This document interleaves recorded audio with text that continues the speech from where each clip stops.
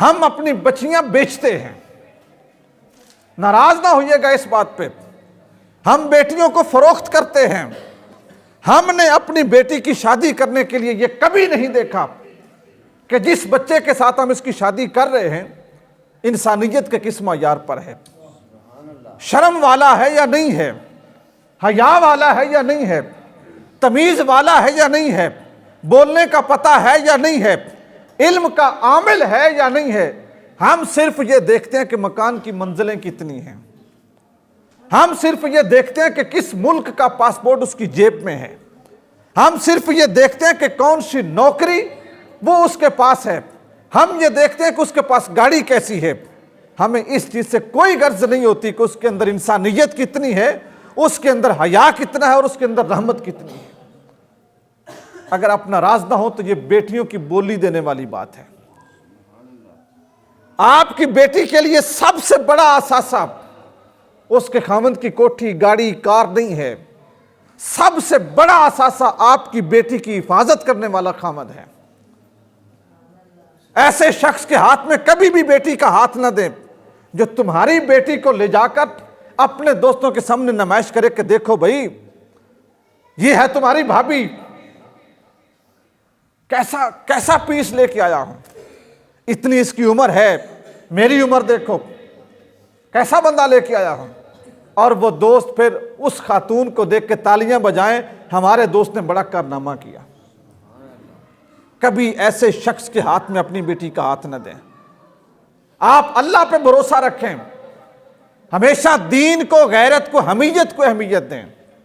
ایسے شخص کا انتخاب کریں اپنی بیٹی کے لیے جو چادر بن کر، حصار بن کر، چھتری بن کر آپ کی بیٹی کی حفاظت کرے۔ اگر آپ کی بیٹی کے نصیب اچھے ہوئے خدا کی ذات ان کو رزق بھی دے گا، اولاد بھی دے گا، عزت بھی دے گا، سارا کچھ دے گا۔ اللہ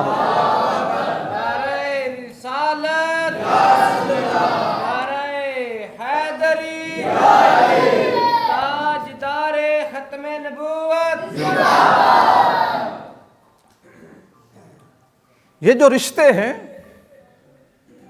جو دھن کی بنیاد پر ہیں، جو دولت کی بنیاد پر ہیں، جو دکھاوے کی بنیاد پر ہیں، ان رشتوں سے پھر ایسے لوگ پیدا ہوتے ہیں کہ جو صرف بیوی سے مفاد مانگتے ہیں۔ میاں والی کے اس ملعون نے جس نے بچی کو قتل کیا، اس کے ذہن پہ یہی خناس سوار تھا کہ مجھے اپنی بیوی سے بیٹا چاہیے۔ جب اس کو بیٹی ملی، اور آپ تھوڑا سا سوچئے کہ جس ماں نے اس بیٹی کو جنم دیا اور جب دائی نے یا نرس نے بیٹی اس کو تھمائی ہوگی اور کہا ہوگا تمہیں مبارک ہو کہ اللہ نے تمہیں بیٹی دی ہے، تو جس شخص نے بیٹی کے سینے میں 5 فیر اتارے ہیں اس نے کس نفرت سے اس پری کو دیکھا ہوگا، کتنی حقارت سے دیکھا ہوگا، اس نے پھٹک کے ڈالی ہوگی کہ میں تو اس کو چاہتا ہی نہیں تھا۔ اور جب اس نے 5 فیر اس کے سینے میں اتارے ہیں، اس ماں کے سینے کے اوپر کتنے زخم ہوئے ہوں گے کہ میں نے اس بیٹی کو 9 مہینے اپنے پیٹ میں سنبھالا۔ کیوں سنبھالا؟ کہ یہ میری جان ہے،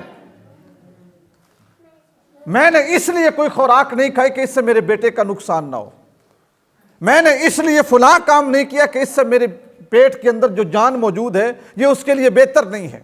راتوں کو جاگتی رہی، صحیح سوئی بھی نہیں ہوں، چل نہیں سکی، اتنی تکلیفیں برداشت کی کہ میرے گھر میں انسان آنے والا ہے۔ اور اس خاتون کا بھی جرم یہ کہ 9 مہینے کے بعد اس کی یہاں بیٹی پیدا ہوئی، اور اس ظالم نے اس ماں کو اپنی بیٹی سے جدا کر دیا، بیٹی کو ماں سے جدا کر دیا۔ کہتے ہیں پرانے زمانے میں کوئی شخص تھا تو اس کے ہاں مسلسل بیٹیاں پیدا ہو رہی تھیں، تو وہ اکتا گیا اور اس نے دل میں ارادہ کر لیا کہ اب اگر میرے گھر میں بیٹی پیدا ہوئی تو میں اپنی بیوی کو طلاق دے دوں گا۔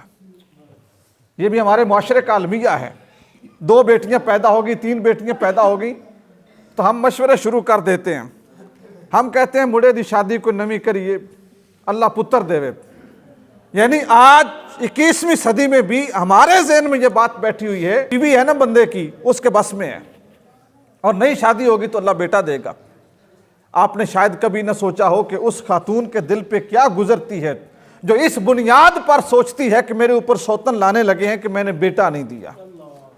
کتنی تکلیف ہوتی ہے۔ اس کے باپ سے پوچھیں، اس کی ماں سے پوچھیں کہ تمہاری بیٹی اب کس مصیبت میں ہے۔ ہمارا معاشرہ سوچتا ہے کیوں جی نہیں شادی کریں جی اللہ پتر دے. تو اس بندے نے بھی یہ سوچا, کہا کہ 6-7 بیٹیاں ہو گئی ہیں, اب اگر میری بیوی کے یہاں بیٹی پیدا ہوئی تو میں طلاق دے دوں گا. اور معاشرے میں کتنے ایسے واقعات ہیں کہ 2 بیٹیاں پیدا ہوئی, 3 بیٹیاں پیدا ہوئی تو مرد نے طلاق دے دی. اس نے کہا کہ نہیں میں نے نہیں رکھنا اس کو. اور اللہ کے بندو, اگر تمہاری بیٹی کی شادی ہو کسی گھر میں تو بیٹی بیٹا پیدا کرنا اس کے بس میں نہیں ہے, تو کسی کی بیٹی کے بس میں بھی نہیں ہے کہ وہ تمہیں پوترے ہی دے. آپ کی بیٹی کو بھی اللہ ہی دیتا ہے, کسی آنے والے کی بیٹی کو بھی اللہ ہی دیتا ہے. اس کے ذہن میں یہ بات آ گئی کہ میں نے طلاق دے دینی ہے. اب رات کو جب وہ سویا نا تو اس نے خواب دیکھا, ایک خواب میں کیا دیکھتا ہے, خواب میں اس نے دیکھا حساب کتاب ہوا ہے اور اس کا نامہ اعمال اس کے بائیں ہاتھ میں دے دیا گیا. نامہ اعمال بائیں ہاتھ میں. معافیاں مانگی, ترلے کیے, منتیں کی, کوئی بات وہاں پہ سننے والا نہ تھا. فرشتے لے کے نا اس کو جہنم کی طرف چل پڑے, جہنم کی طرف. اب جب وہ پہلے دروازے پہ پہنچا نا تو اس کی ایک چھوٹی سی بیٹی پہلے دروازے پہ کھڑی تھی. وہ شخص خواب دیکھ رہا تھا, اس نے دیکھا کہ پہلی بیٹی پہلے دروازے پہ کھڑی ہے اور جہنم کی طرف لانے والے فرشتوں کہتی ہے, فرشتوں تم میرے بابا کو جہنم میں ڈالو گے؟ میرے بابا نے میری تربیت کی, مجھے کپڑے لے کے دیے, مجھے روٹی کھلائی, مجھے جوان کیا, مجھے اچھا پالا پوسا, میری عزت کی, میں اپنے بابا کو جہنم میں نہیں جانے دوں گی. سبحان اللہ. پہلا دروازہ پہلی بیٹی, دوسرا دروازہ دوسری بیٹی, 7 دروازے جب پار ہوئے تو ایک دروازہ رہ گیا. ابھی اس کو 8ویں دروازے کی طرف لے کے جا ہی رہے تھے کہ اس کی آنکھ کھل گئی.